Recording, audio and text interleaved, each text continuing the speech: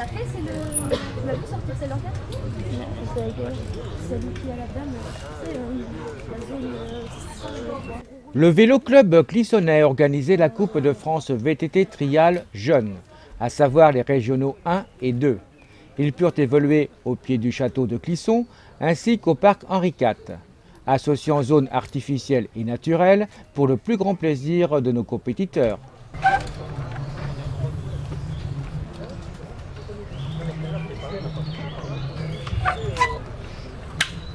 Donc effectivement, c'est donc une Coupe de France qui est dédiée aux jeunes. Les jeunes, il fallait qu'ils soient minimum benjamin. Donc on a eu les régionales 1 sous la pluie, avec hélas, je dirais, de la dégradation des zones, ce qui n'a pas facilité leur progression et qui en fait a un peu gâché, si j'ose dire, le déroulement des choses. Heureusement, l'après-midi, ça s'est déroulé mieux, nettement mieux, par les jeunes, les jeunes et les dames qui ont pu évoluer sur un terrain relativement gras, mais sous un rayon de soleil. On a fait un circuit qui était largement digne d'une Coupe de France, tant au niveau de difficulté que cadre. C'est vrai qu'à Clisson, on a l'avantage de courir dans un décor naturel, typique, avec le château, la Sèvre, le pont, enfin c'est vraiment génial.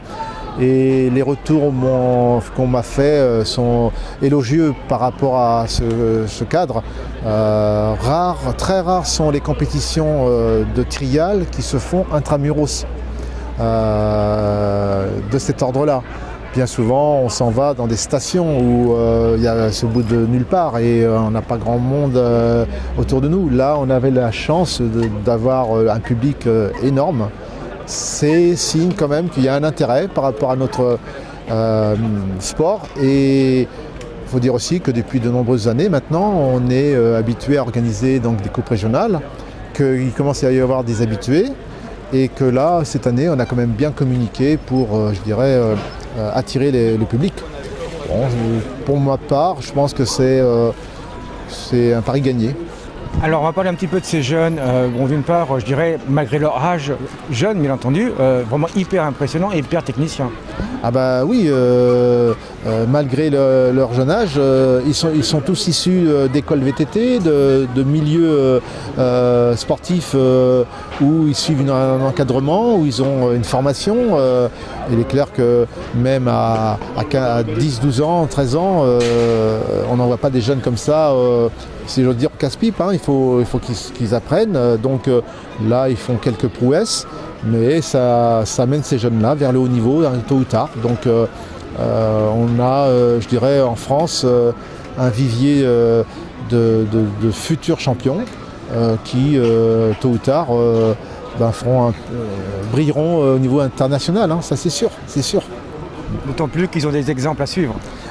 Oui, parce qu'on a le champion du monde qui était présent. Le vice-champion du monde n'était pas là, hélas. C'est le frère de Giacomo Costellier, donc Gilles Costellier. Mais c'est vrai que ce sont des exemples. Et puis on a aussi au niveau de l'encadrement national des gens qui sont performants, qui savent ce que c'est que le trial et qui font ce qu'il faut pour le faire évoluer. Alors quelles sont les spécificités pour ces jeunes de devenir bons, si j'ose dire? C'est, on va dire, la persévérance. C'est la résistance à l'échec.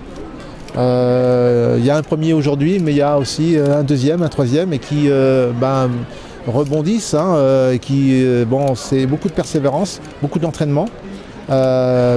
C'est beaucoup d'écoute. Il faut qu'ils écoutent pour comprendre et pour évoluer, quoi. Mais on a, je dirais, dans les écoles VTT, des éducateurs qui sont là pour ça, quoi, pour les guider.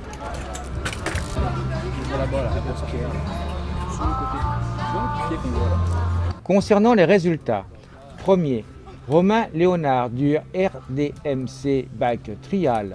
Il est belge, compétiteur international, champion de Belgique et vice-champion du monde Benjamin UC1.